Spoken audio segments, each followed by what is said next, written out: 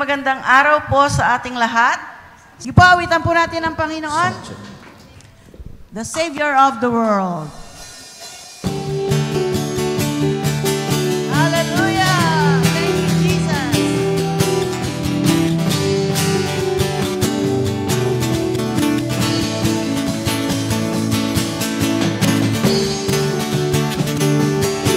Jesus, you are the Savior of the world.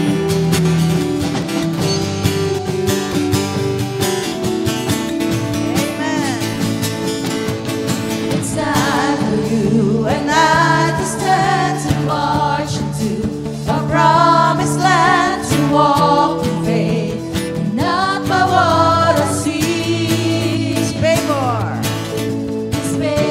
rests upon us now with glory, righteousness and power. It's time for us to shout a victory. Lift your eyes to see it, Lord, in majesty. Amen. Powerful is He. of Jesus. Jesus, He conquered the grave. Jesus, the Lamb that was slain. Jesus, the Savior of the world. Jesus, He overcame sin. Jesus is coming again. Jesus, the Savior of the world. Hallelujah. Woo! Jesus.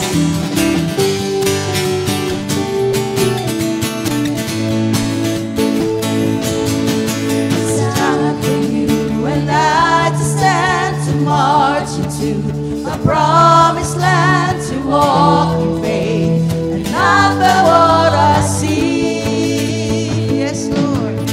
His favor rests upon us now with glory, righteousness and power. It's time for us to shout a victory.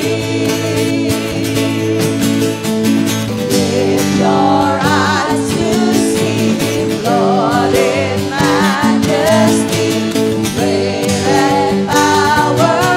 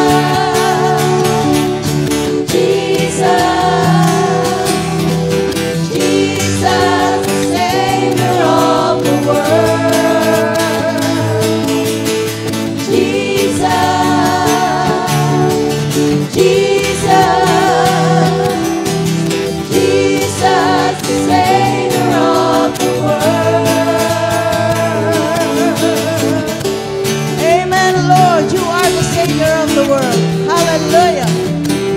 Oh, blessed be your name. Thank you, Jesus. Woo! Thank you, Lord. Hallelujah. Thank you, Jesus. Oh, Panginoon, napakasarap po magpuri sa iyo. Salamat po for your presence. We feel your presence right now. Kaya, Panginoon, patuloy ka namin pupurihin, patuloy ka namin sasambahin, O God. Tunay na walang ibang napakagandang pangalan na pwede naming tawagin, kundi ikaw lamang, Panginoon. What a beautiful name you have, O God. Hallelujah, Jesus. Oh, thank you, Lord. Glory to the Father, to the Son, and to the Holy Spirit. Thank you, Jesus.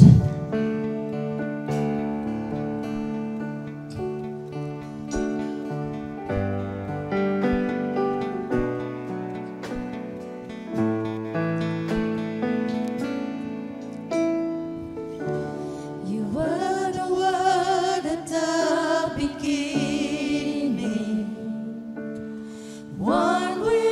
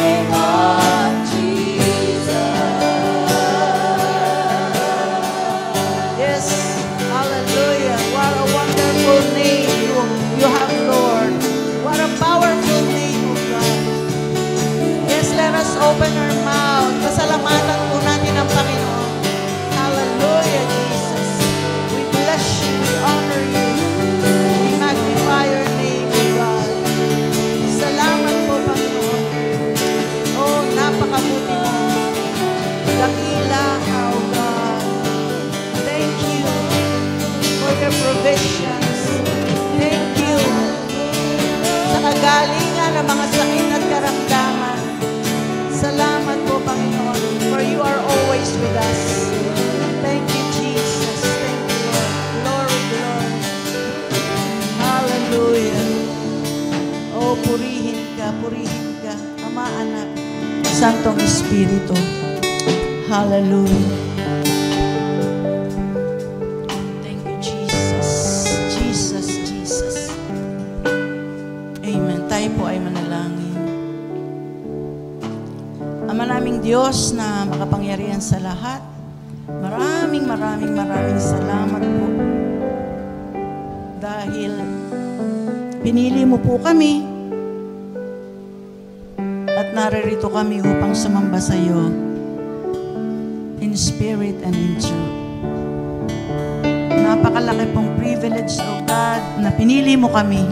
Napakadaming nilikha mo dito sa mundo, pero isa po kami sa mga minahal mo upang kami ay maligtas, upang kami ay hindi mapahamak. Salamat po, nawa yung pagmamahal mo sa amin ay amin pong matumbasan. Hindi po tao ang aming pinaglilingkuran, hindi po iglesia. Ikaw po ang aming pinaglilingkuran. Nawa makita mo po kami na tapat, na sumasamba, na naglilingkod sa iyo. Napakarami po naming nagagawang pagkukulang, pero once na humingi kami ng tawad, pinapatawad mo po kami. Kaya salamat po, Panginoon, napakabuti mo. Dahil sa biyaya mo, kami ay nakakatayo dito, O God. Dahil sa biyaya mo, kami nakakaharap sa iyo. Thank you for your grace, O God. Thank you for your love. Salamat po sa pagmamahal mo sa amin. Na bagamat kami mga pasaway, patuloy mo kami binibigyan ng chance na magbago, Panginoon. Kaya hindi ka pa bumabalik. Kahit matitigas ang aming ulo, patuloy kang nagiging mapasensya sa amin dahil mahal mo kami. Tulungan mo kami na maging masunurin sa iyo, Panginoon. Tulungan mo kaming sumunod sa kalooban mo. Ang mga ginagawa namin dito sa mundo, pansamantala lamang. Pero alam po namin na ang ginagawa namin para sa iyo ay mananatili magpakailanman. Kaya tulungan mo kami, Panginoon, na talagang unahin ka in everything. Huwag mo hayaan na ikaw ay aming mabaliwala. Sa pagising pa lang po namin ng umaga, paalala mo sa amin na nariyan ka. Nakahanda kang samahan kami sa buong maghapon. Nakahanda kang tulungan kami sa aming mga desisyon. Nakahanda kang tulungan kami na isolve ang lahat ng aming problema. Kaya tulungan mo kami na magtiwala sa iyo, Panginoon. Mahina po kami at kung minsan sarili naming talino ang aming ginagamit, pero kami ay palpak, kami ay nagfe-fail. Tulungan mo kami na lubos na magtiwala sa iyo dahil ang lahat na nagtitiwala sa iyo, alam po namin, hindi mo po binibigo because your promises are sure. Ang mga pangako mo ay totoo at hindi nagkakagulang. Ginagawa mo ang lahat ng pangako mo. Kaya tulungan mo kami na lubos na magtiwala sa mga pangako mo. Thank you, Lord. Samahan mo po kami at maging matagumpay po nawa ang aming gawain sa umagang ito. Sa iyo po ang papuri, pasasalamat at lahat ng kalwalhatian sa pangalan ng aming Panginoon at kaisa-isang tagapagligtas, walang iba kundi ang aming Panginoong Jesus. Lahat pa ay magsabi ng Amen and Amen. Thank you, Lord.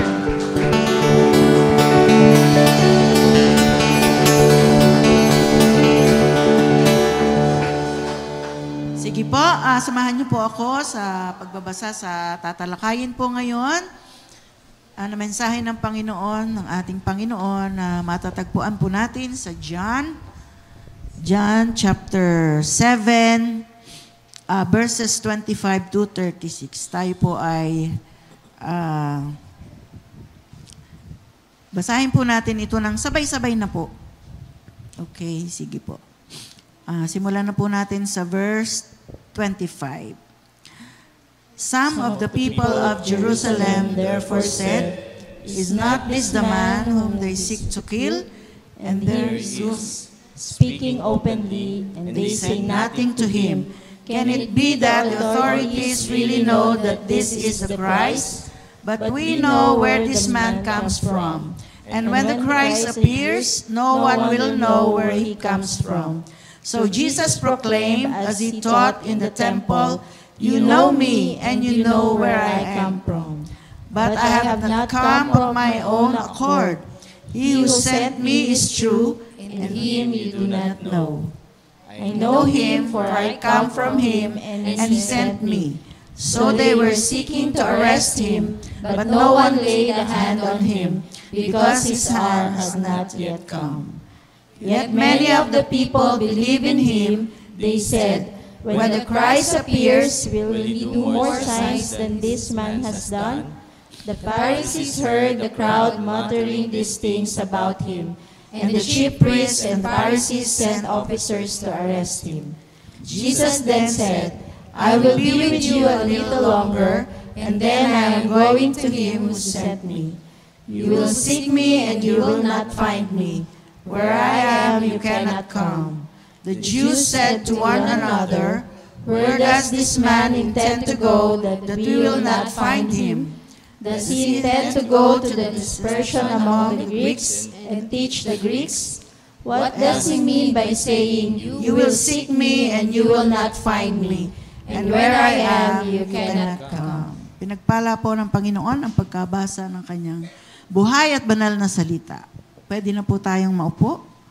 Salamat po. Ihanda na po natin ang ating mga puso at isipan sa pakikinig ng mensahe ng ating Panginoon. Amen.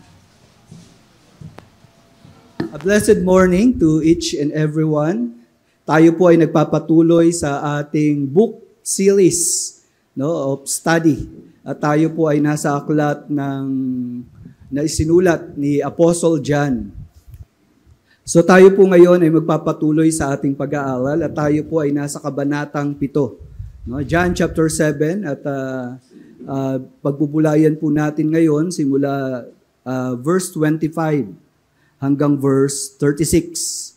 At mula po sa mga talatang ito ay makikita po natin yung messianic claims of Jesus. Ang ating Panginoong Yesus po, hindi niya itinanggi, bagkus ipinaalam niya na dumating na yung Mesiyas na ipinangako sa lumang tipan. For several hundred of years, ipinangako ang pagdating ng Mesiyas. Actually, nung nagkasala si Adan at si Eva, nauna yung pangako ng Panginoon sa Genesis chapter 3 verse 15. Yung pagdating ng tagapagligtas ay magaganap. At ngayon po, sa mga pangyayaring ito, ang ating Panginoong Yesus ay lantaran na sinasabi niya na siya ang Mesiyas. Kaya nga po, dito po sa talatang ito, makikita natin yung messianic claims of Jesus. As an overview, una pong makikita natin na inangkin ng ating Panginoon yung pinagmulan niya, the origin of the Messiah, where He came. At yan po ay tinalakay simula verse 25 hanggang verse 31, yung unang mga pananalita. Ang pangalawang bahagi na claim ng Panginoon ay yung kanyang magiging destinasyon bilang Mesiyas, where He is going. Sa verses 31b hanggang verse 36. Ito po ay isang patunay sa atin na ang tagapagligtas ay tunay nga na dumating na, sapagkat saan ba siya nanggaling? Yun ang tanong. And then, saan siya pupunta matapos niyang gampanan ang kanyang misyon? So malinaw pong ipinaalam ng Panginoon ang mga katotohanan ito sa mga kausap niya na umuusig sa kanya. Sa mga tao na ayaw maniwala sa kanya, ipinaalam niya ang mga katotohanan na ito. So tingnan po natin paano ipinaalam ng Panginoon ang kanyang pinanggalingan. So the origin of the Messiah. So makikita po natin sa unang mga bahagi, ang mga tao po ignorante patungkol sa kalagayan ni Jesus bilang Mesiyas. No, pag sinabi nating ignorante, walang alam. Tingnan po natin. Sabi pong ganun sa verse 25, some of the people of Jerusalem therefore said, is not this the man whom they seek to kill? So ito pong plot, ito pong death threat na nais gawin ng mga pinuno ng Hudyo sa ating Panginoong Yesus, ito ay marahil nabalitaan na. No, marahil may mga marites sa kanila. No, itinatago to ng mga Hudyo eh. Kasi nga, mga relihiyoso sila, sila ay mga tao na kung titingnan mo sa panlabas, maka-Diyos, tiyak, itinatago nila yung plano nilang patayin si Jesus. Pero makikita natin dito, the people of Jerusalem, alam nila. At sinasabi nga po nila, is not this the man whom they seek to kill? Sa kabanatang 7, no, dito po sa kabanatang ito na pinag-aaralan natin, sa verse 10 to 11, makikita po natin, sabing ganon, subalit pagkaalis ng kanyang mga kapatid patungo sa pista, pumunta din siya, si Jesus po ang tinutukoy, ng palihim at walang pinagsabihang sinuman. Hinahanap siya ng mga Hudyo. Ito po yung nagtatangka na hulihin siya at ipapatay sa pista at ipinagtanong-tanong kung nasaan siya. No? Can you imagine, nagpe-fiesta, tapos ito yung mga Hudyo. Nahanap si Jesus. No? At nasan ba siya? Sabi sa verse 19, ito po. In-expose ni Jesus yung plano nila. Sabi ni Jesus, bakit sinisikap niyo akong patayin? Sumagot ang mga tao. Sinasaniban ka na ng demonyo. Sinong gustong pumatay sa'yo? So, dito, nagde-deny pa sila. No, na hindi nila alam yung planong pagpatay. Pero ganun pa man, itong people of Jerusalem, sabi sa verse 25, nung nagsasalita na ang Panginoon at inangkin niya, na siya'y mula sa Ama, yung kanyang teaching, yung kanyang ginawang himala, ito'y patunay na siya nga yung Mesiyas. Sabi nila, ito kaya yung hinahanap nila. Ito kaya, is not this the man whom they seek to kill? Sa verse 26, sabi pong ganon, and here he is speaking openly. Kasi nga po sa templo no, among the crowds, sa pinakasentro ng piyesta, tumayo ang Panginoon at nangangawal. And they say nothing to him. Sabing gano'n ng mga tao. Can it be that the authorities really know that this is the Christ? So yung mga tao sa Jerusalem, nag-iisip sila, baka kaya hindi hinuhuli, nakukumbinsi na sila na ito nga ang Kristo. No? Yun ang isang takbo ng mga usap-usapan. Sa verse 27, sabi po ni Apostle John, itinuloy niya yung kwento niya. But we know where this man comes, sabi ng mga tao. And when the Christ appears, no one will know where he comes from. So ang sabi ng mga tao sa Jerusalem, itong nagsasalita na to, no, si Jesus, sabi nila, alam natin saan siya nanggaling. Pero ito yung hindi nila alam. Ang akala nila, yung Kristo, pag dumating, walang nakakaalam kung saan siya nanggaling. Pero maling-mali yung ganong pananaw. Sapagkat nung kapanganakan pa lang ng ating Panginoong Yesus, ito po yung pangyayari. Sa aklat ni Mateo 2, 4-6, no, nalaman ni Herodes na ipinanganak na yung si Jesus Christ, na alam niya ito yung magiging hari. At si Herodes, insecure. No, ayaw niyang may pumalit sa trono niya. Ayaw niya umalis sa trono. Kaya pinaimbestigahan niya.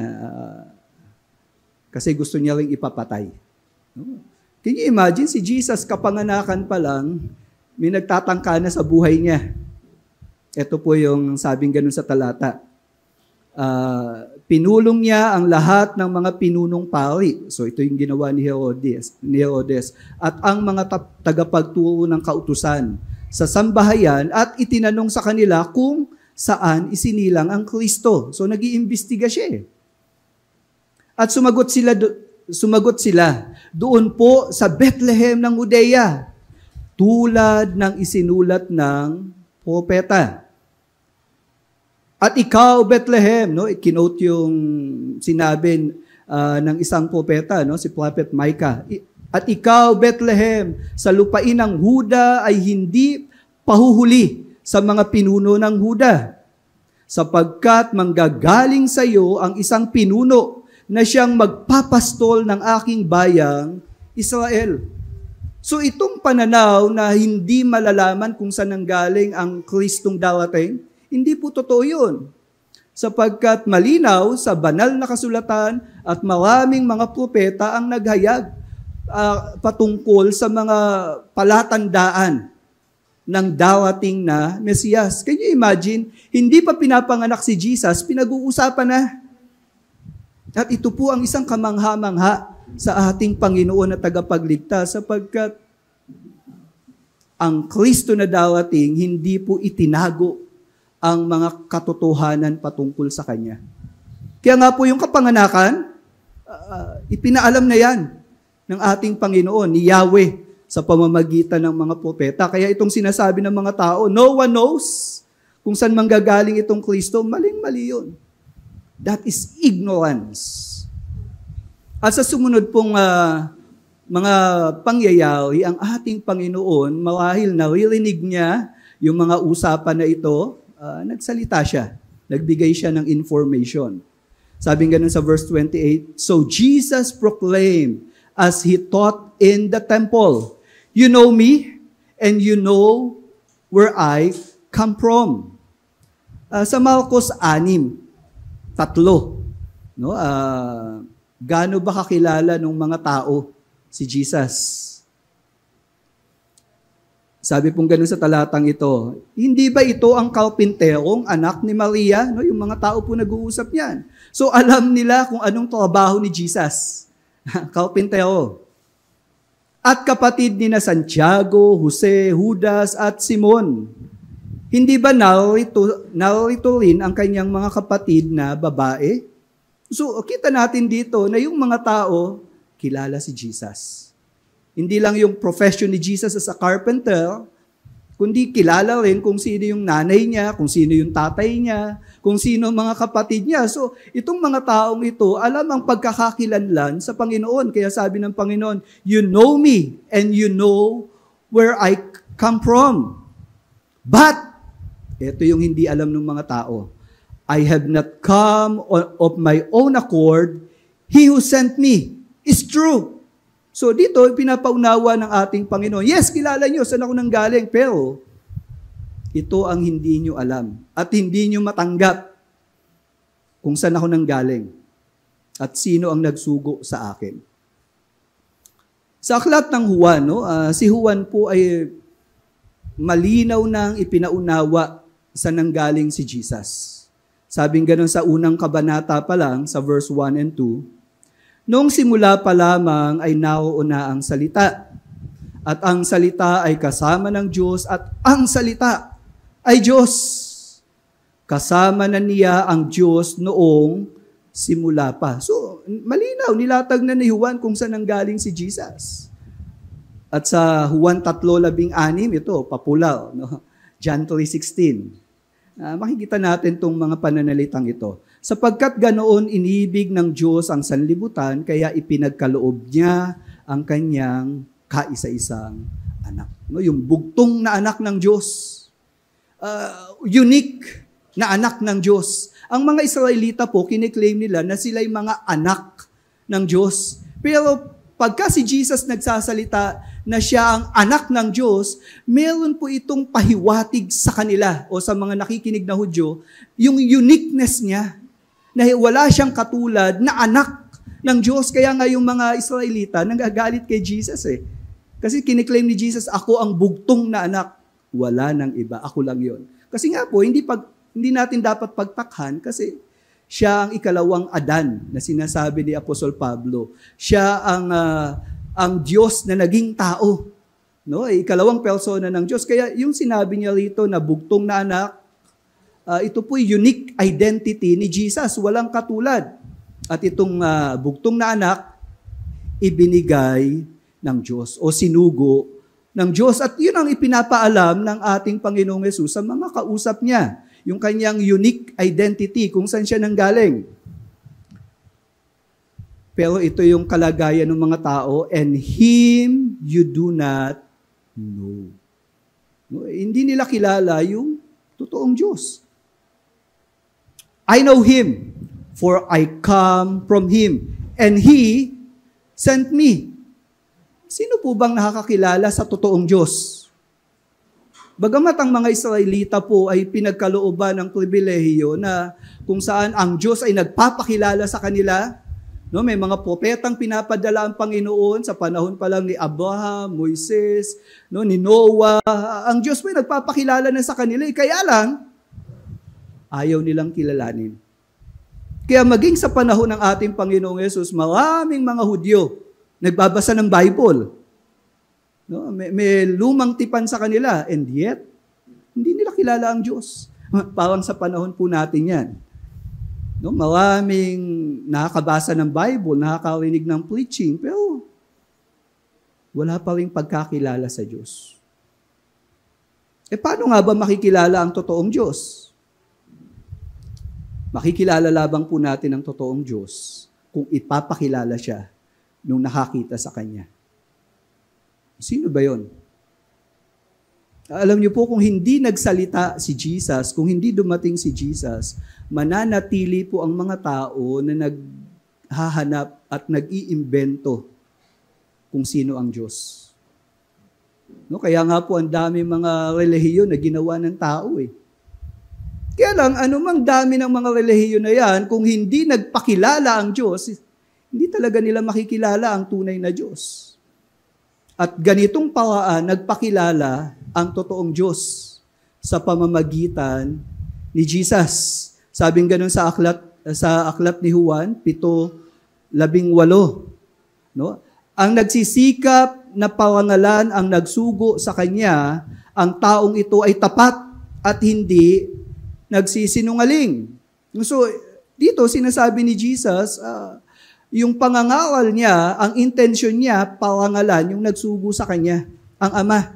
Kaya naman, kung ganito ang motibo ng kaharap nila, ng mga Hudyo, na walang ibang naisin kundi parangalan ang nagsugo sa kanya, lahat ng sasabihin niya, totoo, walang personal na interes.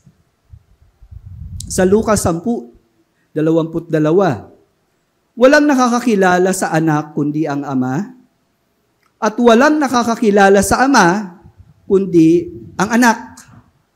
At ang mga taong nais kong makakilala sa Ama. Isipin niyo po yung pananalita na yan. Posible ba ng tao na katulad natin makilala ang tunay na Diyos? Kung sa sarili nating paraan, hindi natin makikilala ang tunay na Diyos. Pero, sino ang nagpakilala sa tunay na Diyos? Malinaw sa talata, si Jesus. At bakit si Jesus lang ang pwedeng magpakilala sa tunay na Diyos? Kasi siya ang kasama ng Diyos. Simula pa ng pasimula. Kaya nga ito, anong dahilan mo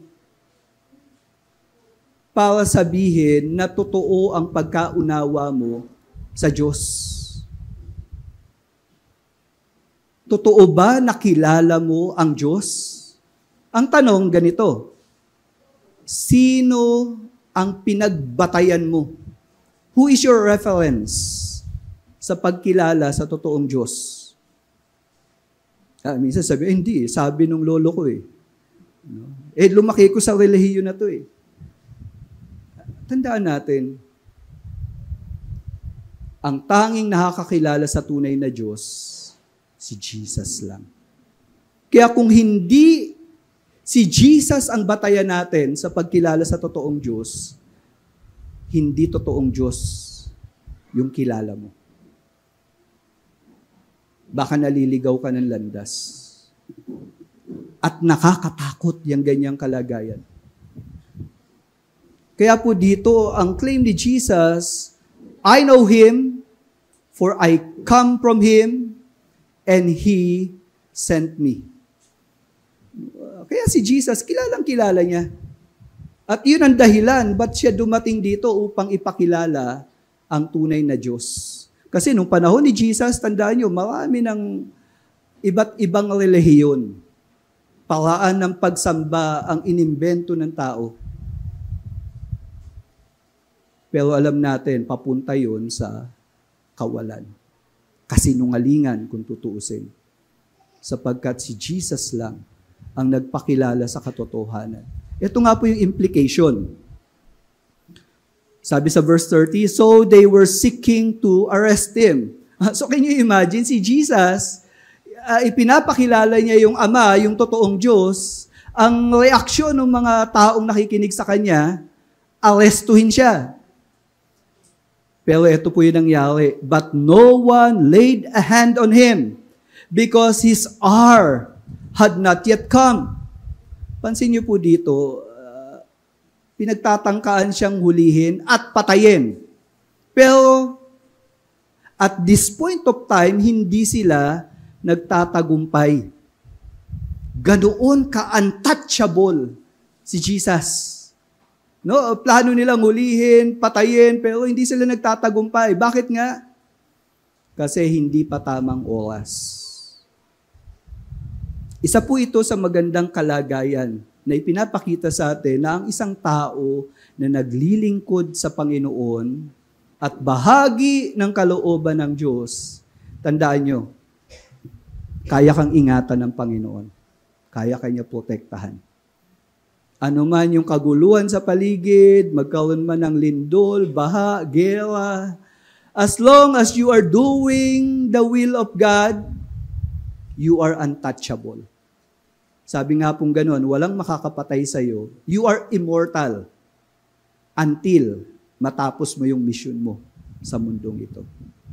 Ganun ang kalagayan ng mga tao na nasa kalooban ng Panginoon. Hindi ka kayang patayin ng sino mang tao. Kaya nga kung meron tayong katatakutan, huwag mong katakutan yung taong kaya lang patayin yung katawan mo. Kundi yan sabi, ang katakutan mo, yung may kakayanan na patayin ka at itapon ka sa impyerno. Sa kanya ka matakot. Kasi mas nakakatakot yun. Pero bilang naglilingkod sa ating Panginoon tulad ng Mesiyas, sabi niyang gano'n, my hour has not yet come. Kailan nagtagumpay itong mga gustong dumakip sa kanya at pumatay? Dito po sa aklat ng Lucas 22:53. No, dito po dumating yung oras ng pangyayaring ito. Sabi pong ganon sa verse 53, sabi ni Jesus, araw-araw akong nasa templo at naroon din kayo. Bakit hindi niyo ako dinakip?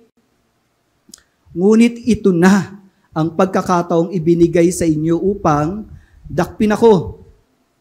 At sa sandaling ito ay naghahari ang kadiliman. So kailan nagtagumpay sa pagdakip itong mga taong gustong pumatay kay Jesus? Nung oras na ng kadiliman. Kaya nga po ito yung payo ng ating Panginoon sa again, aklat ni Juan, chapter 9, verse 4. Kaya dapat gawin na natin ang mga ipinagagawa ng Diyos na nagpadala sa akin habang magagawa pa natin. Sapagkat darating ang araw na hindi na natin magagawa ang ipinagagawa niya. May time limit. Habang pwede ka pa maglingkod sa Panginoon, habang pwede mo pang gawin yung mga bagay para sa Panginoon, habang may panahon pa para lumapit sa Panginoon, gawin mo na. Kasi may time limit. Time will come, gusto mo lumapit sa Diyos, pero hindi ka na makakalapit. Gusto mo maglingkod sa Panginoon, pero hindi na mangyayari yun. At si Jesus, alam niya yung time limit niya. Kaya sabi niya, gagawin ko lahat ng dapat kong gawin at walang makahawak sa kanya. Walang makadakip sa kanya kasi hindi pa oras. Pero nung dumating na yung takdang oras, eto na, hinuhuli na siya at nagtagumpay sila. Mga kapatid, may time limit sa lahat ng ginagawa natin. Baka dumating ang pagkakataon, hindi ka na magkaroon ng chance na lumapit sa Kanya. Habang nakakapag-isip-isip ka pa ng matino, magdesisyon ka na ngayon.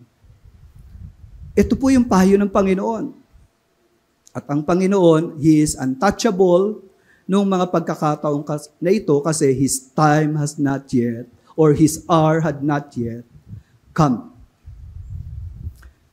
And then, dahil po sa pangyayaring ito, sabi po sa verse 31, yet many of the people believed in Him. Sa pagkakataon pong ito, parang ang ganda nung sinabi ni Juan. Pero tandaan po natin na itong pagsampalataya na ito, hindi malalim. Ito po yung pagsampalataya na parang, kung titingnan natin, napaniwala o naniwala sila kay Jesus. Kasi sa chapter 12, ito po hinayag din. Sa verse 42, tignan nyo. Ganon pa man, maraming pinuno, take note ha, pinuno ng mga Hudyo ang sumampalataya kay Jesus. Pero, ano ginawa nila? Inilihim nila ang kanilang pananampalataya dahil takot silang hindi natanggapin ng mga Pariseyo sa mga sambahan.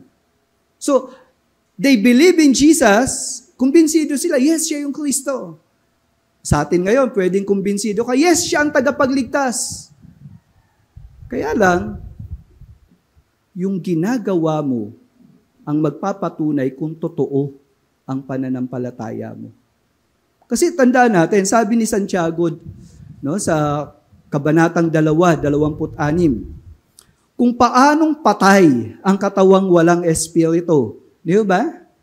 Yung katawan natin, pag umalis yung kaluluwa dyan, wala na yan, tapos na. So yun ang sinasabi. Patay din ang pananampalataya kung walang mabuting gawa. So ang tunay na pananampalataya, kung totoo yung pananampalataya mo, kikilos ka. Gagawin mo yung mabuti. Kung totoo yung faith. Kasi madaling magsalita. Naniniwala ako sa Diyos. Dito nga sa Santiago si Satanas, naniniwala din sa Diyos Nanginginig pa nga. Alam niyo, maraming ganyan. Bukang bibig. Pero tignan mo yung ginagawa. Walang panahon sa Diyos. Totoo ba yung faith niya sa Diyos? Hindi nga iniisip ang Diyos Naiisip lang niya pagka nangangailangan siya. Totoo ba yung faith na yon? Kaya po dito sa mga talatang ito, nagkakaroon sila ng pagdadalawang isip. Mahal siya nga ang Kristo. Pero, mababaw. Nakakatakot po na kalagayan yan. Kasi tignan natin yung takbo ng pangyayari. Dito naman po, sa ikalawang bahagi, so yung pinagmula ng Panginoon, niliwanag niya sa mga tao. Ang pangalawang bahagi, dito naman yung destinasyon ng Mesiyas. Tuloy po natin yung mga talata. Meron ditong intervention. No? They said, when the Christ appears, will He do more signs than this man has done? Di ba? Sabing ganun, sumampalataya. Pero, hindi nila kinikilala si Jesus bilang Kristo o tagapagligtas. Pansinin nyo, ang tawag nila kay Jesus, man. This man. At tingin nila kay Jesus, tao lang Kaya nga, iniisip nila, pag dumating ba yung Kristo, gagawa siya ng mas maraming himala kaysa sa ginawa ng taong to o ng lalaking to. Minsan po, yung faith natin kay Jesus, nasa level lang na tao lang si Jesus. Kaya nga dumating yung pagkakataon na minsan, ihinahanay natin si Jesus nakapantay lang ni Muhammad. Kapantay lang ni Mahatma Gandhi. Kapantay lang ni Mother Teresa. Kapantay lang ng mga pilantropo. Kasi ang tingin natin kay Jesus, He is just a mere man. Ganon yung mga taong ito. Ganon ang tingin kay Jesus. Hindi nila makita si Jesus beyond being a man. Yes, Jesus is man. He is 100% human. Yet, dito po sa mga talata, actually, na isulat ang aklat ni Juan para patunayan that Jesus is God. Jesus is human, yes, yet, He is God. Because ang nature ni Jesus, He is man and God at the same time. Tayo po, human lang. No, human tayo. Pero si Jesus, unique. He is God and man at the same time. At dito po, yung mga tao, ang nakikita lang nila, yung pagiging tao ni Jesus. Kaya nga sa verse 32, sabing ganon, the Pharisees heard the crowd muttering these things about Him. So, andito po yung mga kalaban ni Jesus. No, narinig nila yung pagbubulong-bulungan ng tao eh. Pansinin niyo po, medyo mag-a-advance tayo sa ikinukwento ni Apostle John. Sa chapter 11, verse 47 to 48. Ito po yung sabi. Dahil dito, ang mga punong pari at mga pariseyo ay nagpatahawag ng pulong. Again, si Jesus ang kanilang agenda. Anong gagawin natin? Tanong nila. Maraming himalang ginagawa ang taong ito. Sa verse 48 sabi, lahat ay naniniwala sa Kanya at darating ang mga Romano para wasakin ang ating templo at ating bansa. Ito yung kinatatakot nila kapag naging popular si Jesus, sabi ng mga Pariseyo, baka dumating yung sundalo ng Roma, yung gobyerno ng Roma at wasakin ang ating templo. Wasakin ang ating bansa. So takot na takot sila na baka mangyari ito. Pero sa totoo lang, itong kinatatakot ng mga Hudyo o mga pinuno ng mga Hudyo, nangyari po yan. Sa kasaysayan, nung 70 AD, dumating ang mga Romanong sundalo, sinira yung templo at pinagpapatay ang mga Hudyo. Nangyari po yan. Hindi dahil sa hindi nagtagumpay itong mga papatay kay Jesus. Actually, yung mga gustong pumatay kay Jesus, nagtagumpay sila. Napapatay nila si Jesus. Pero yung ginawa nilang aksyon na yon, because they have rejected Jesus, they were punished by God. Jerusalem, the temple, was destroyed on 70 AD. Nasa kasaysayan po yan. Mga kapatid, itong mga Hudyong ito, tumanggap ng pangako ng Diyos, itrinatong espesyal ng Diyos, pero naging matigas ang ulo nila, kaya sila pinausahan, kaya sila tinaboy. Huwag mong isipin na kung patuloy mong itataboy ang Diyos, kaaawaan ka pa niya. Even these Jews who rejected Jesus, they were also rejected by God. Tapos ikaw sasabihin mo, maawa naman ang Diyos sa akin. Kasinungalingan yan. Sapagkat kung mabubuhay ka ngayon na patuloy mong tinatanggihan yung biyaya ng Diyos, time will come.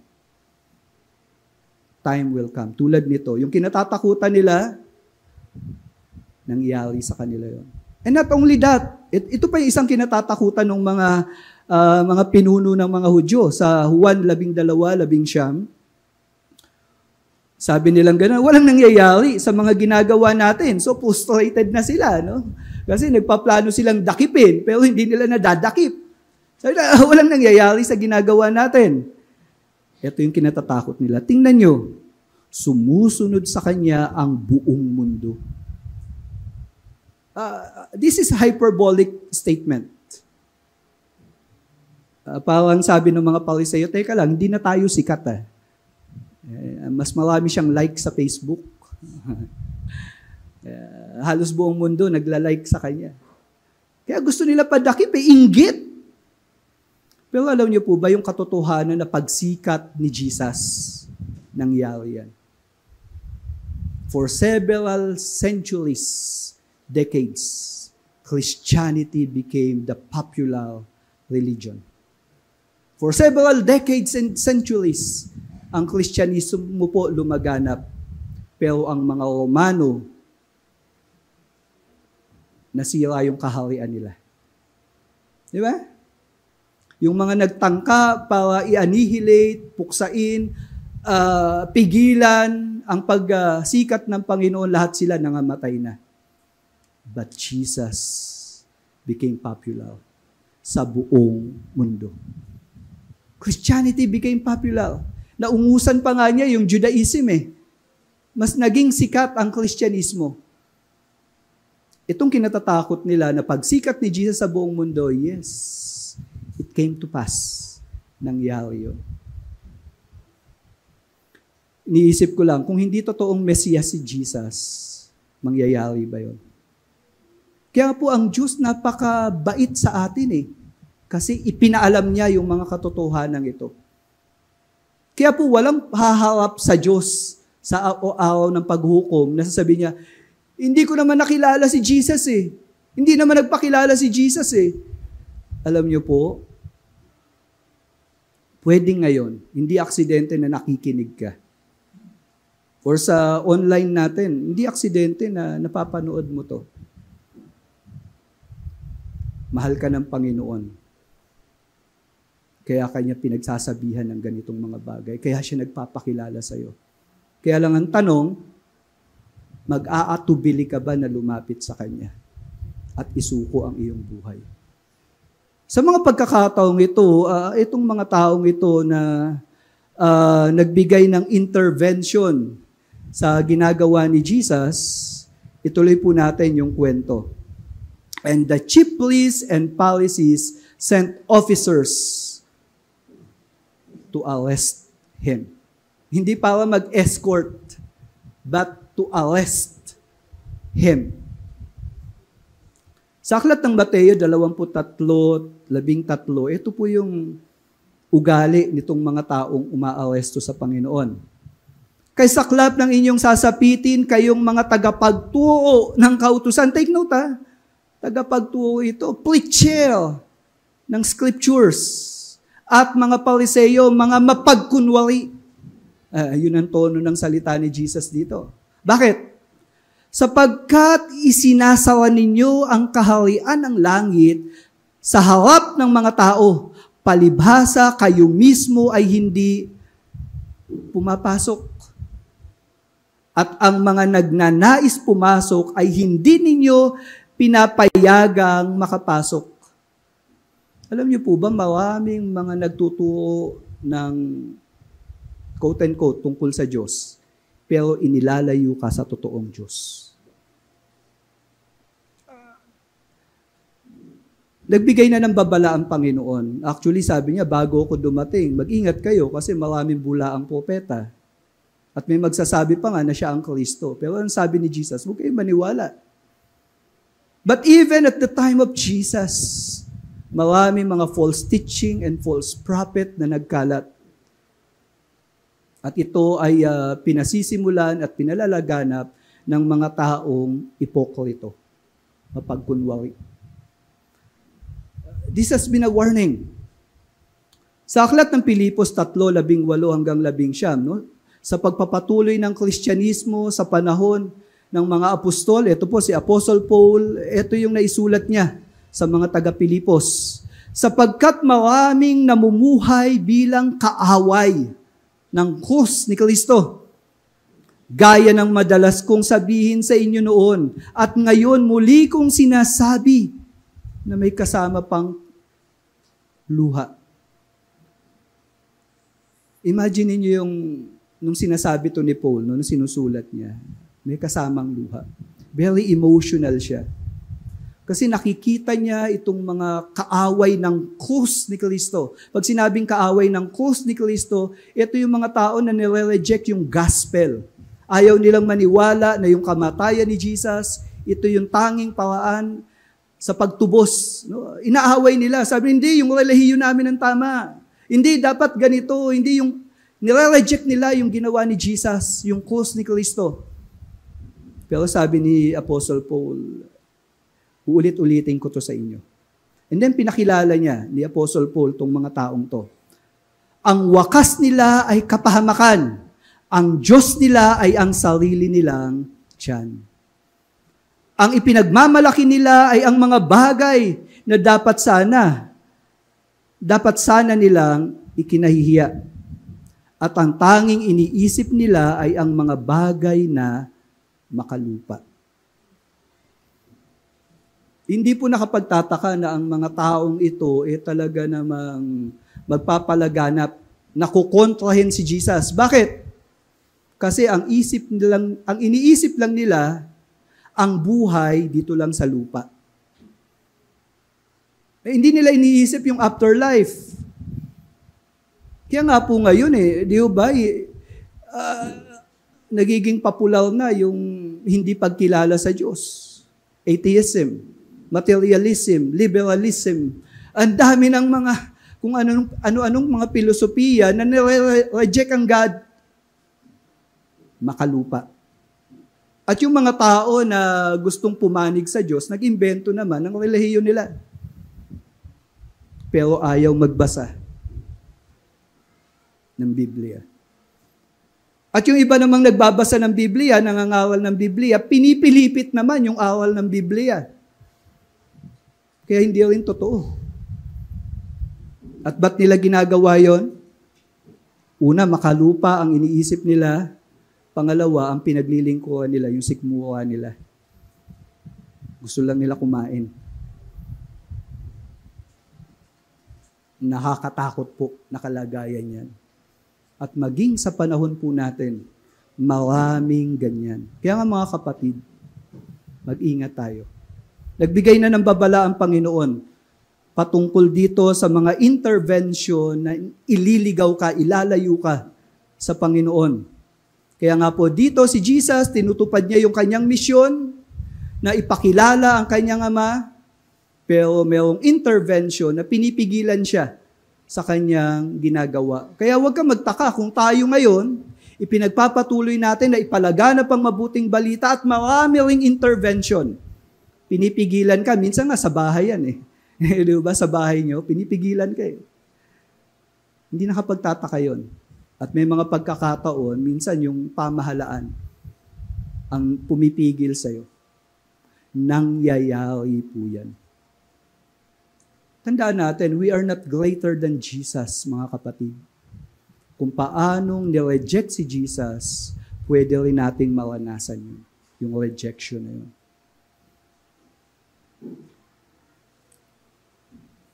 Now, sa gantong pangyayari, ang Panginoon hindi naman tumigil para paalam sa kanila yung kanilang kalagayan. Take note, ang kausap ni Jesus, yung mga umuusig sa Kanya. At marahil dun sa crowd na yon, nandun pa yung mga taong gusto talaga siya patayin Jesus then said, I will be with you a little longer. And then I am going to Him who sent me. Sa pagkakataong ito, ipinapaalam ng Panginoon yung kanyang destinasyon. Saan siya pupunta? Dito, ipinapaalam niya, I will be with you a little longer. Sa pagkakataong ito, alam natin, ang Panginoong Yesus malapit ng madakip, ipako sa krus, at mamatay. At sinasabi na ni Jesus yun. Can you imagine, alam niya kung kailan siya mamamatay. Ikaw ba, alam mo kailan ka kukunin ni Lord? Nakakatakot yun. Di ba? Pero si Jesus, alam niya yung mission niya. Kaya sabi niya gano'n, a little longer. Yes, kasama niyo ako. Itong cloud na to, yes, kasama niyo ako. Pero, I am going. Alam niya kung saan siya pupunta. To Him who sent me. Sa aklat ng Juan 13, 1-3, ito yung diretso niyang ipinaunawa sa kanyang mga disipulo. Bago sumapit ang pista ng Paskwa, alam ni Jesus na dumating na ang kanyang oras upang iwan na ang mundong ito at magpunta sa Ama. Alam ni Jesus na ibinigay na sa kanya ng Ama ang lahat ng mga bagay at ang lahat ng bagay at siya ay nagmula sa Diyos at papunta sa Diyos. Nakakatakot mamatay kung hindi mo alam kung saan ka pupunta. Pero sa isang mananampalataya na kumikilala kay Jesus, ang kamatayan po hindi nakakatakot. Sapagkat ang kamatayan ay pagkakataon upang makasama mo ang totoong nagmahal sa iyo, ang Panginoong Jesus. Amen. Ba tayo confident nun? Kasi alam natin si Jesus namatay, yes. But on the third day, ano nangyari kay Jesus? On the third day, ano nangyari kay Jesus? He overcame death. At hindi na siya namatay kailanman. At yung tagumpay ni Kristo sa kamatayan, ito rin ang ipinangako niya sa lahat ng sumampalataya sa Kanya.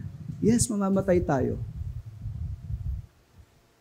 But death is just an event in our lives para makapiling ang ating Master, ang ating Lord, ang ating Savior.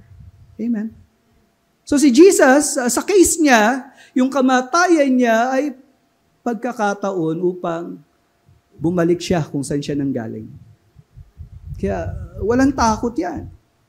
Pero ito yung pinaalam niya sa mga kausap niya. You will seek me and you will not find me. Where I am, you cannot come. Paulit-ulit. Dahil nga itong mga taong ito hindi sumasampalataya ng totoo. Ito sabi ni Jesus sa kanila, hanapin niyo ako, pero hindi ako magpapakilala sa inyo. Sa Kawikaan, 1:28-29, tignan niyo po yung sinabi. Kung magkagayo'y tatawag sila sa akin, ngunit hindi ako sasagot. Hahanapin nila akong mabuti, ngunit hindi nila ako matatagpuan. Ito yung dahilan. Sapagkat kinamuhian nila ang kaalaman. No, yung mga bagay tungkol sa Diyos, hindi nila inalam eh. Ayaw nilang alamin. At hindi pinili ang takot sa Panginoon. Mas takot pa nga kay Mrs. eh. Mas takot pa sa boss niya eh.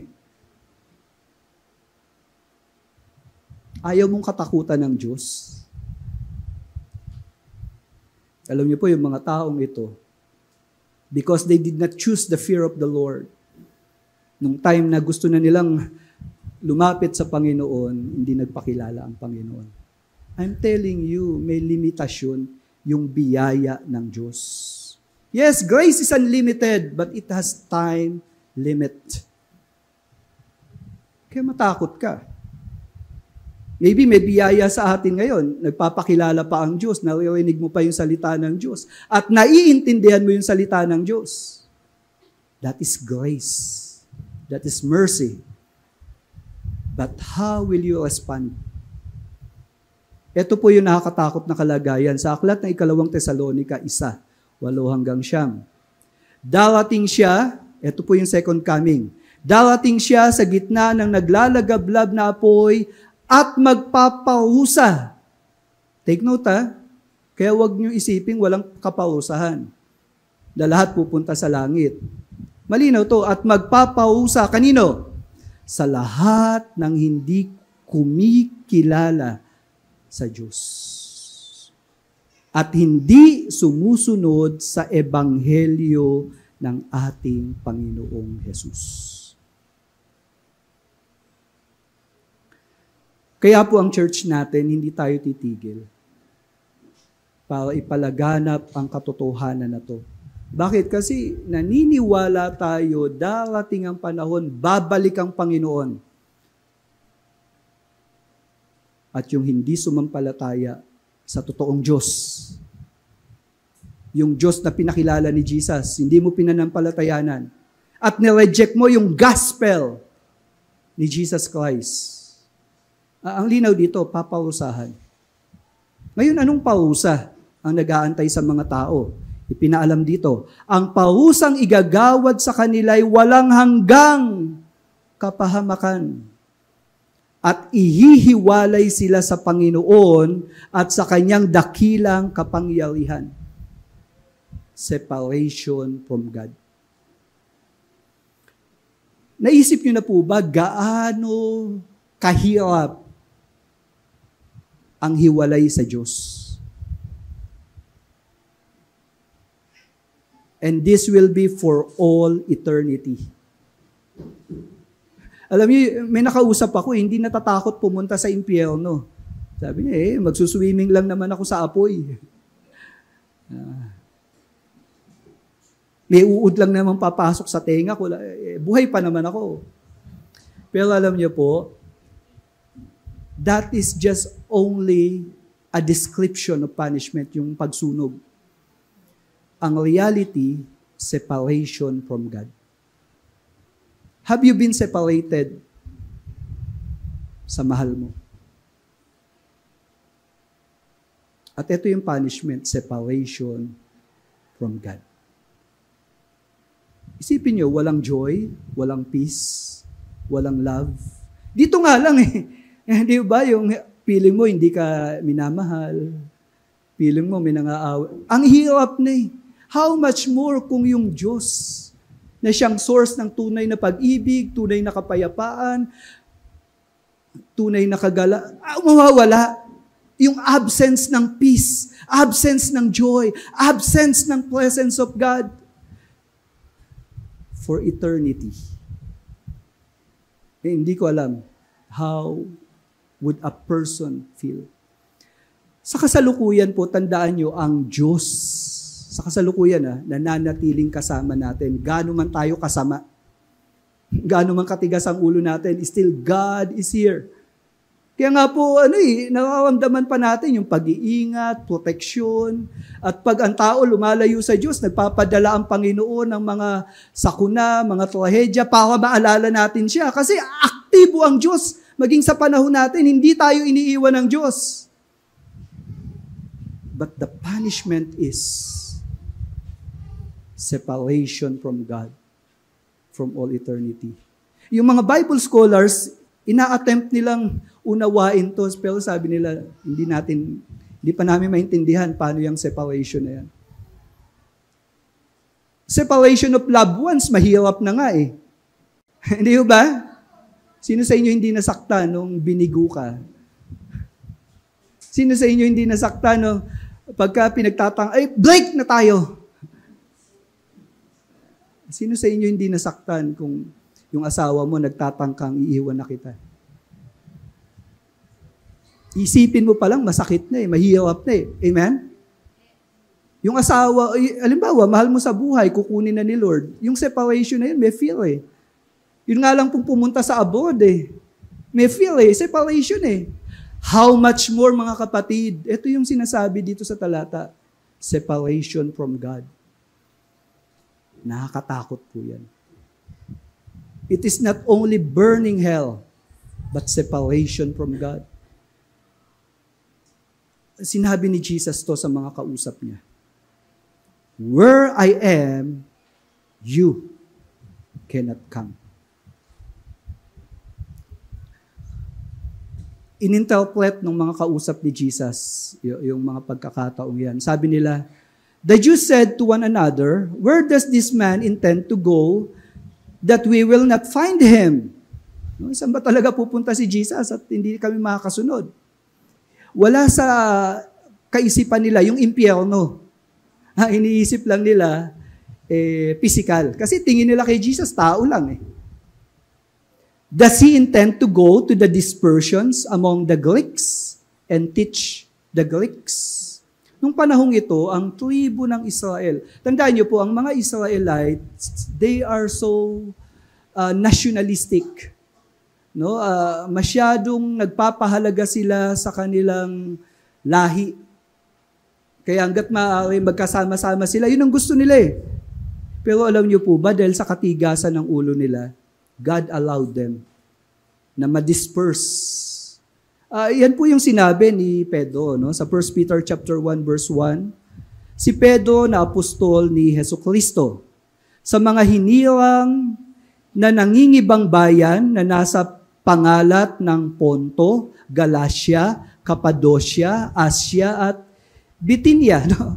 Ito po yung mga lugar, mga bansa. At dito makikita natin yung dispersion ng mga Israelites. Sa Isaiah chapter 11 verse 12. Ito po yung panahon na pinausahan ng Diyos ang mga Israelita dahil matigas ang ulo. Ayaw kumilala sa Diyos. So they were dispersed. And yet, ito yung promise ng Panginoon sa kanila.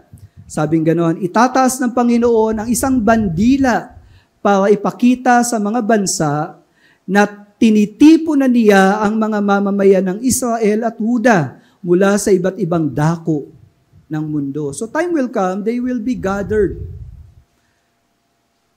Yung Israel po sa kasalukuyan, wala po doon yung 12 tribes. Actually, ang pag-aaral nila, ang nandun lang Judah. Yung tribo lang ni Huda. No? Kumbaga, marami pang mga Israelita na hindi pa talaga bumabalik. Pero this is a figurative speech no, kay Isaiah. Because when Jesus comes, He will unite all who believes in Him. Ano man ang nationality mo, ilalapit tayo sa Kanya.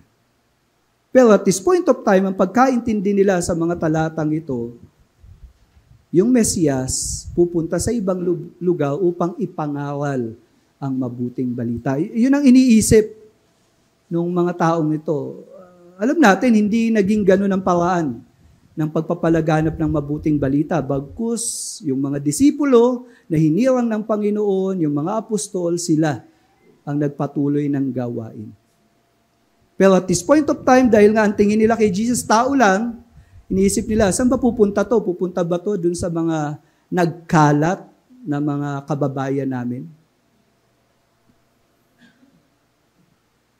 Ito pa yung interpretation nila. What does He mean by saying, you will seek me and you will not find me? Isang tanong na medyo nakaka-confuse. Ito pong katanungan ng mga Hudyo, mga persecutor o mga hindi naniniwala kay Jesus at this point of time, itong salitang ito, inulit ni Jesus sa mga alagad niya. Sa John chapter 16, no, pag nagpatuloy po yung pag-aaral natin dito sa Juan, verse 17 to 18, ito po, kaya ilan sa mga alagad ang nagsasabi sa isa't isa, ano kaya ang ibig sabihin ng sinabi niya sa atin, na sandali na lang at hindi na natin siya makikita?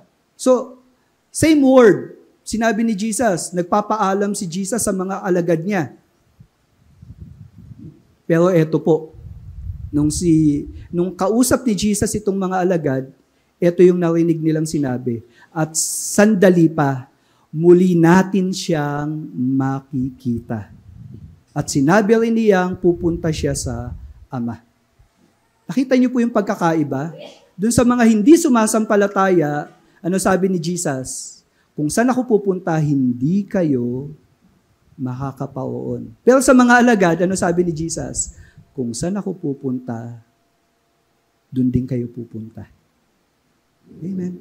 Kaya ang tanong, ikaw ba'y sumasampalataya ng totoo? Sa mga hindi sumampalataya, for eternity, you will be rejected. Pero sa mga sumampalataya, yes, Jesus will die. He will die. Yet, ano sabi niya? Babalik ako.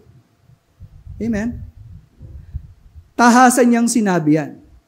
Sa verse 18, sinabi nila, anong ibig niyang sabihin na sandali na lang? Hindi natin alam kung ano ang sinasabi niya. So at this point of time, yung mga alagad, ang dami nilang tanong. Pero, isang malinaw, dahil sila'y sumampalataya, dahil sila'y tagasunod ng Panginoon, makakasama nila ang Panginoon. Pero ano sabi ni Jesus sa mga hindi sumasampalataya? Where I am, you cannot come. Pero sa mga alagad, dito sa John 14, chapter 14, verse 1, tingnan nyo, sumampalataya kayo sa Diyos, sumampalataya rin kayo sa akin. At kung aalis ako, at ipaghahanda kayo ng lugar para sa inyo, babalik ako at isasama ko kayo sa aking sarili, upang kung saan ako, naroon din kayo. Mga kapatid, look at the promise. Ang kamatayan po, pag namatay tayo, ang tanong, saan ka pupunta? Saan ba yung langit? Ito po yung sagot. Pag namatay tayo bilang mananampalataya, kung nasaan si Jesus ngayon, doon ka pupunta. Amen. Yan ang kalagayan natin. Sumagot si Jesus, ako ang daan, ang katotohanan, at ang buhay. Walang makakarating sa Ama, kundi sa pamamagitan ko. Ang sumampalataya sa Panginoon, may tiyak po tayong kalalagyan after this life. Kaya po, pag tinanong kayo, alam mo ba kung saan ka pupunta pag namatay ka? Kung nagbabasa ka ng Biblia, panghahawakan mo yung pangako ni Jesus. Pag tinanong ka, may nagsasabi kasi, hindi mo naman alam kung papasok ka sa langit. Mga ignorante po yun. Sapagkat malinaw sa Biblia. Sabi ni Jesus, kung nasaan ako, doon kayo pupunta. Ako ang daan, ang katotohanan, at ang buhay. Kaya kung na-reject natin si Jesus, hindi ka welcome doon. Kasi sabi ni Jesus, walang makakarating. This is absolute. Walang, pag sinabing wala, zero. Walang makakarating sa Ama, kundi sa pamamagitan ko. Jesus is the way. Hindi niya sinabing, isa ako sa mga daan. Hindi niya sinabi yun eh. Ang sabi niya, ako. Hindi niya rin sinabi na ako ang katotohanan, isa ako sa katotohanan. Hindi ganun eh. Ang salita niya, ako ang katotohanan. So the moment you recognize, you have personal relationship with Jesus, taglay mo yung daan, katotohanan, at meron kang eternal life galing sa Diyos. Amen. Pero dito sa mga unbelievers, where I am, you cannot come. Kaya nga po sa summary, yung origin ng Messiah, where He came, ito yung sagot. Galing siya sa Ama, from the Father who sent Him. Anong dahilan? Bakit dumating si Jesus to reveal the Father? Kasi walang nakakakilala sa Ama eh. Walang nakakakilala sa totoong Diyos. Kaya isang mission ni Jesus, ipakilala yung totoong Diyos. At habang ginagawa ni Jesus yung mga bagay na yon, He is invincible until work is done. Walang makahawak sa Kanya, walang makadakip sa Kanya, kasi ginagawa niya pa yung kalooban ng Panginoon. This is the Messiah. Kaya nga nung nasa krus siya, ano sabi niya? It is finished.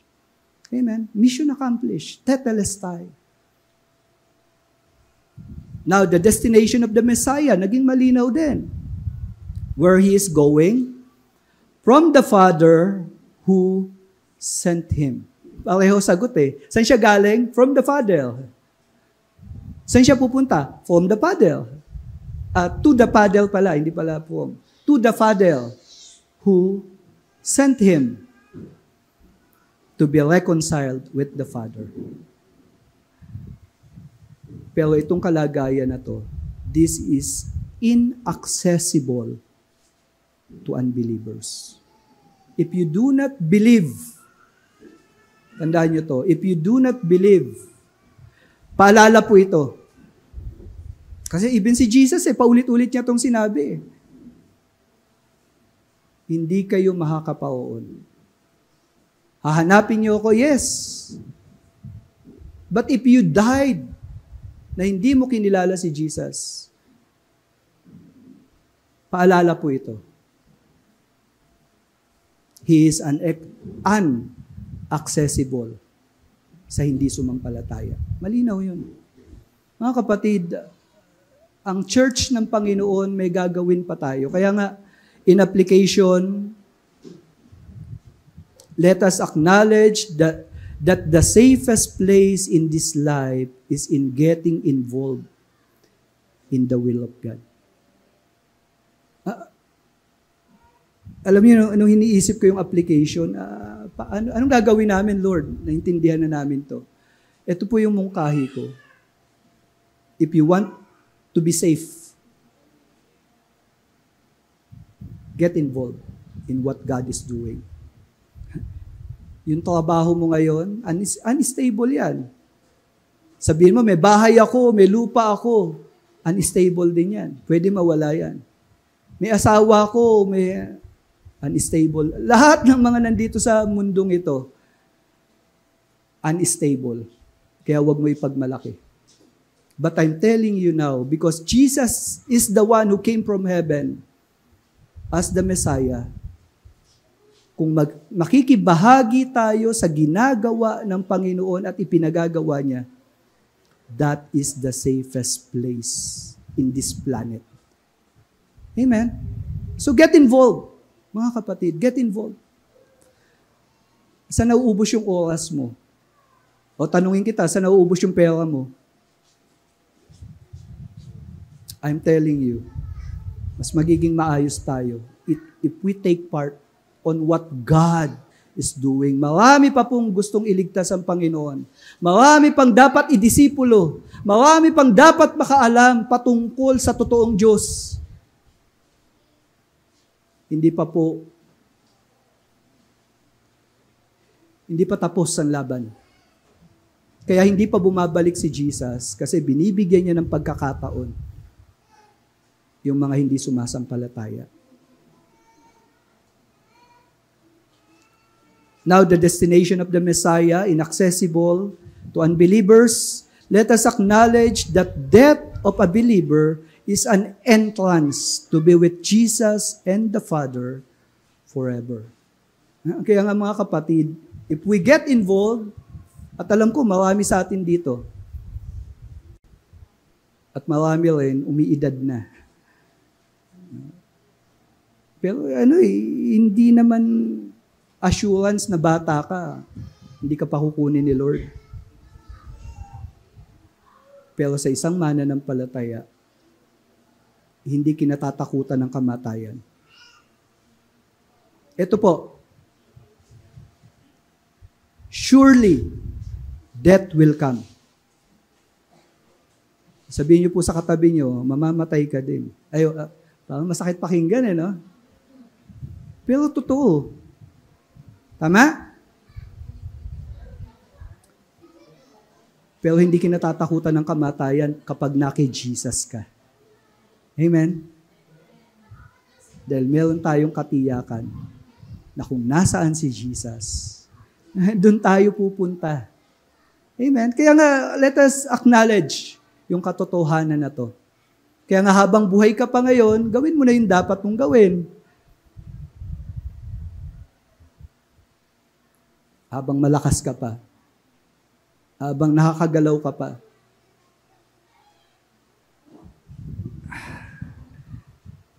Nakakatakot po yung mga balita. Kung magiging bukas ang pananaw natin sa social media, yes, may mga fake news.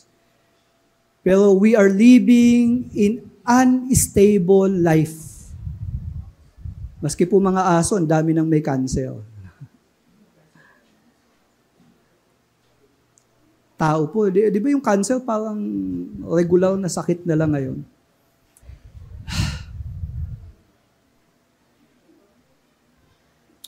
yung haba ng buhay ng tao, hindi naman gano'n nakatagal eh.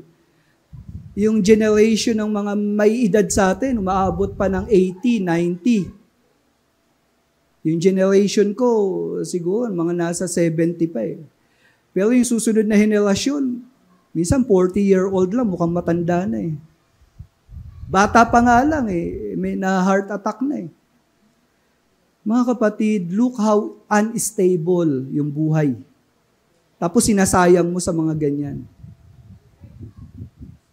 Kaya kung nakikita mong, kung kumbinsido tayo na papasok tayo sa langit, encourage natin yung iba na lumapit kay Jesus.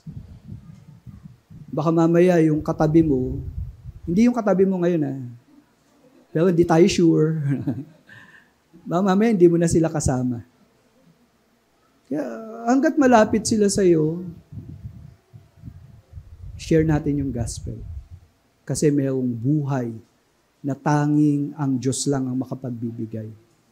Hindi kayang ibigay ng mundong ito, pero kayang ibigay ni Jesus. Pinatunayan niya na ang kamatayan napapagtagumpayan. Amen. So that whosoever believes in Him shall not perish but have eternal life. Amen.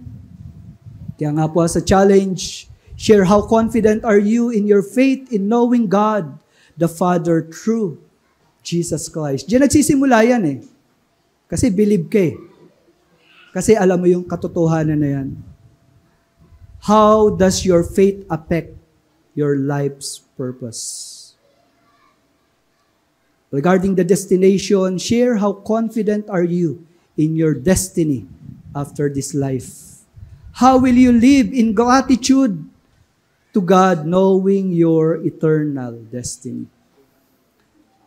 Ang sarap pong mabuhay na nagpapasalamat ka na lang sa Diyos. Dahil alam mo yung mga katotohanan, alam mo yung mga pangako. Amen. Kasi ang Diyos pag nangako, totoo. Kaya niyang gawin. Amen. Hindi nauhuli, hindi nauuna. Kaya kang ingatan ng Diyos dahil yung presensya niya, hindi ka iiwan, hindi ka pababayaan. Amen.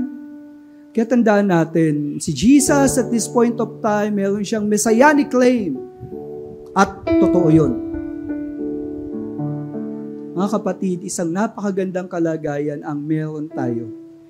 Pero, yung mga hindi sumasampalataya sa kasalukuyan, huwag tayo mag-atubili.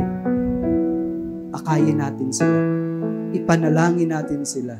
Bahagian natin sila ng salita ng Panginoon. Dahil kailangan nila si Jesus. Amen. Kaya ipinadala ng Ama si Jesus. Dahil kailangan natin siya. Hindi sa kailangan tayo ng Diyos. Hindi ganun eh. Kundi nakita ng Diyos, kailangan natin siya. Kaya hindi tayo pinabayaan. But if you will reject Jesus, wala nang ibang paraan. You will be separated to the Father. Pero, nawa, I'm praying. Lumapit tayo sa Panginoon. Hindi pa huli ang lahat. Amen. Jesus has a wonderful name. Pwede po ba tumayo tayong lahat? You were the Word at the beginning, one with God the Lord Most High. Your hidden glory in creation,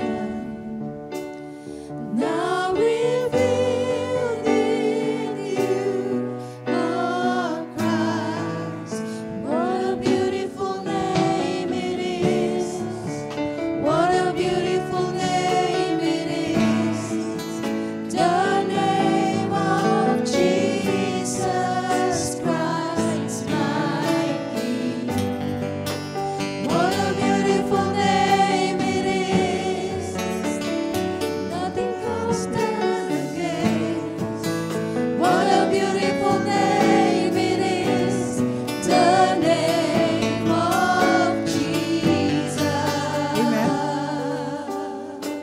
Come on, let us just worship.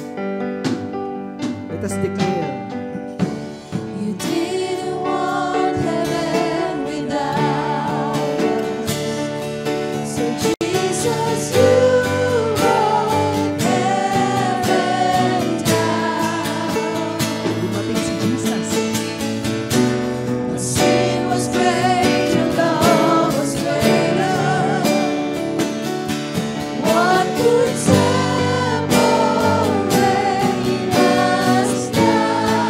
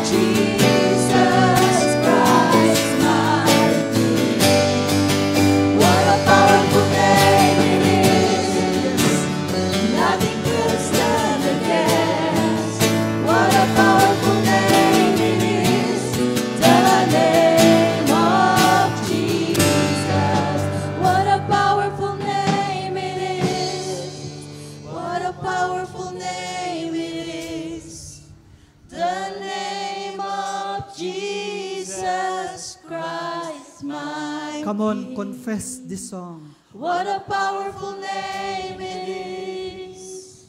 Nothing can stand against. What a powerful name it is. The name of Jesus. What a powerful name it is. What a powerful name it is. The name of Come on, let us sing what we believe. What a powerful name it is. Nothing can stand against. What a powerful name it is. The name of Jesus. What a powerful name it is. The name of What a wonderful name. What a wonderful name it is. The name. What a beautiful name. What a beautiful name it is. The name of Jesus.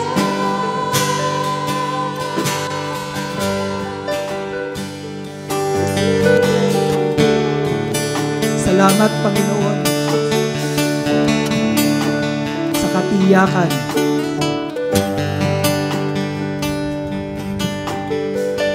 na Ikaw ang tunay na Mesiyas.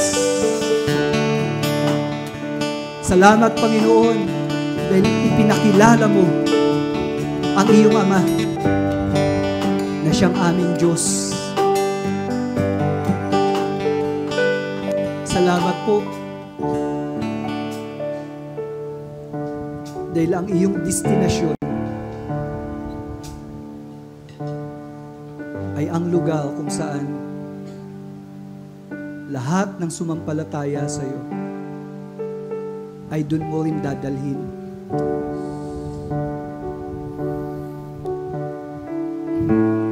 Totoo, kapatid, maraming labanan sa buhay na to.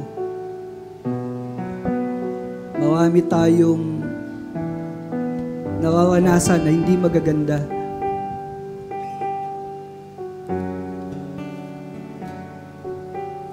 But God is allowing those things to happen for us to realize na kailangan natin ng Savior. At yung Savior na yon, ipinakilala.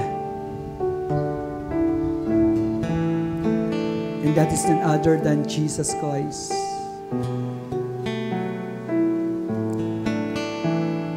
He died on the cross upang tubusin ang mga kasalanan natin. And on the third day, ipinakita, hindi siya nanatiling patay. He overcame death. At kailanman, hindi na siya nagapi ng kamatayan. That is our Savior. Siya yung tagapagligtas natin. Siya ang tagapagligtas ko. At kailangan natin siyang ipakilala sa maraming mga tao. Dahil siya ang daan, ang katotohanan, at ang buhay. Let us continue to abide in Christ that we may abound in fruitfulness. Panginoon, samahan mo po itong iyong iglesia. Kami na nagtitipon-tipon sa iyong pangalan upang kami ay sumamba, upang kami ay magpalakasan, upang kami ay humayo. Gamitin mo po kami para sa iyong karangalan, para sa iyong kaluwalhatian. Gamitin mo kami upang yung mga hindi pa kumikilala sa iyo maligtas. At marahil sa aming kalagitnaan, may mga tao na iniiyak namin hanggang ngayon. Nawa, huwag maging matigas ang puso namin sa mga tao na alam naming mapapahamak dahil hindi sila sumasampalataya sa iyo. Lord, use us. Use us, Lord, to proclaim the gospel. And we pray for your grace and mercy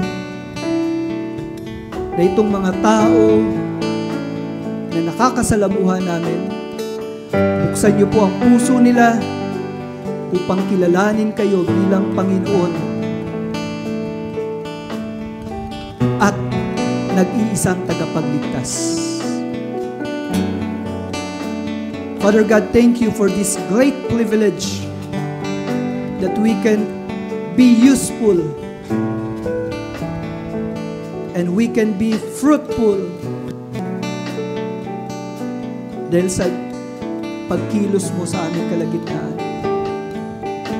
Mga kapatid, bago tayo lumabas sa lugar na ito, nais kong ipahayag ang pagpapala ng ating Panginoon.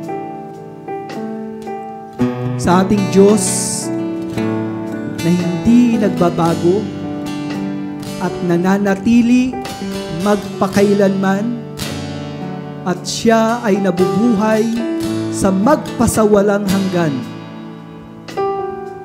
Mula sa Kanya, nawa ang bawat isa na narito, tanggapin niyo ang pagpapala at biyaya ng ating Panginoon. May the Lord bless you and keep you, and may the face of the Lord shine upon you, and may the gracious hand of our God be upon you. And this is in the name of the Father, of the Son, and of the Holy Spirit. Everybody who believes, say Amen. Palakpakan po natin ang Panginoon. Bakit po may Gospel Coalition Church? Anong mission natin?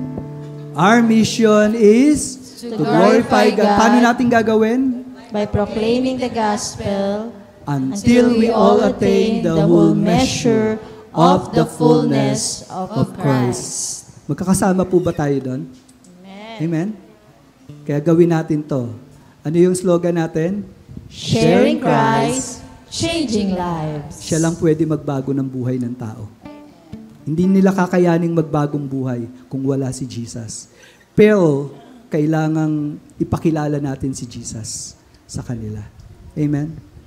Magandang umaga po sa bawat isa. Again, a round of applause sa Panginoon.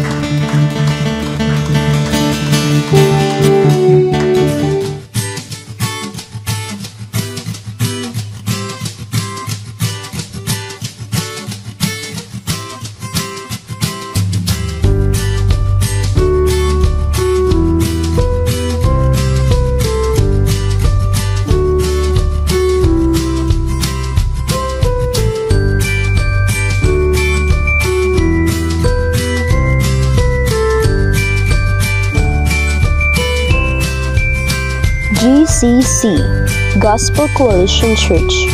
Our mission is to glorify God by proclaiming the gospel until we all attain the whole measure of the fullness of Christ. Sharing Christ, changing lives.